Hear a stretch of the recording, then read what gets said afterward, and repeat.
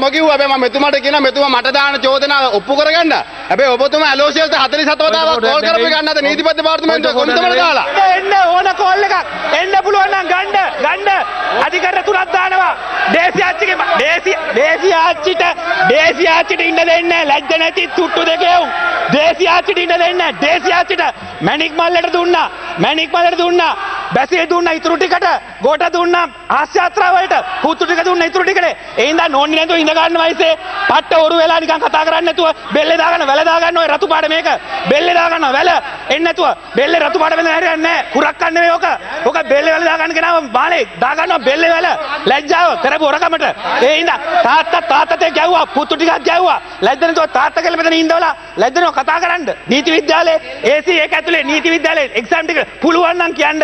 පුළුවන් නම් මට ඔබ මල්ලි කියන්න පුළුවන් නම් සිවිල් නඩු විධාන සංග්‍රහයේ පළවෙනි වාක්‍ය දෙක කියන්න. පළවෙනි දෙක සිවිල් නඩු විධාන සංග්‍රහයේ පළවෙනි දෙක කියන්න.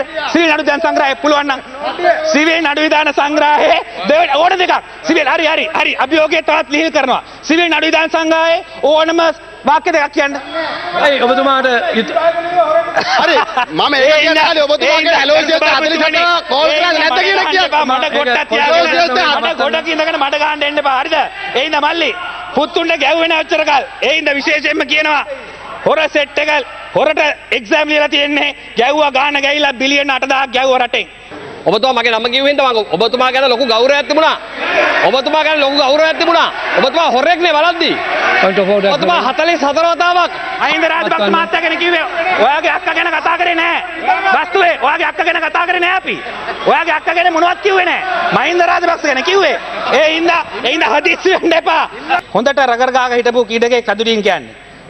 එතුමාගේ ඔය හැවුලොක්ස් එකේ මොකද්ද ගනුදෙනුවකට එතුමාටත් වැඩේ දුන්නා. මේවා හරි නෑනේ අපි කියන්නේ. මිනි මරණ කතා ගන්නෝ. පොයින්ට් ඔව් වල. ඇයි මොකද?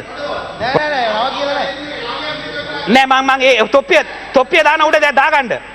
තොප් නෑ කරපු එක දන්නවනේ. කරපු එක දන්නවා. නාමදායපක්ෂ මැතිතුමා. කරපු එක දන්නේ නැහැ. කොන්ද දින නම කියන්න කරු කතා නැහැ කරුමනේ. මේ ඔය සෙල්ලම් විනාඩි 3ක් තියෙනවා ඉවර කරන්න. දාපු සෙල්ලම්. නම කියන්න. කරෙන් දැනේ. ඕකයි කියන්නේ පුහුල් හොරා කරෙන් දැනේ කියලා. අපි කිව්වේ නැහැ කවුරුවත් මැරුවා කියලා. කවුරු හරි මැරුවා. කවුරු හරි කාට හරි පොඩි අමාරුවක් ඇති වුණා. කවුද කියලා අහනවා අපෙන්. ඒ හින්දා අපි කියන්නේ නැහැ තදුරින් මැරුවේ. අරයා මෙයා කියලා අපි නම් කියන්නේ නැහැ කරු කතා නැහැ. හැබැයි කවුරු හරි මැරුවා කියන එක දන්නවා. පොලිසිය ඔක්කොම වාර්තා හැදුවා කියන එක දන්නවා. ජුඩිෂල් මෙඩිකල් ඔෆිසර් ඇල්ලුවා කියන එක දන්නවා. ඒ සියල්ල ඉදිරි අනාගතයේදී එළි වෙයි. ඒ හින්දා ඒව ගැන හදිසි වෙන්න එපා. පූල්ලර විපක්ෂ ඉන්න කාලේ ආණ්ඩු බලය දාලා කරේ.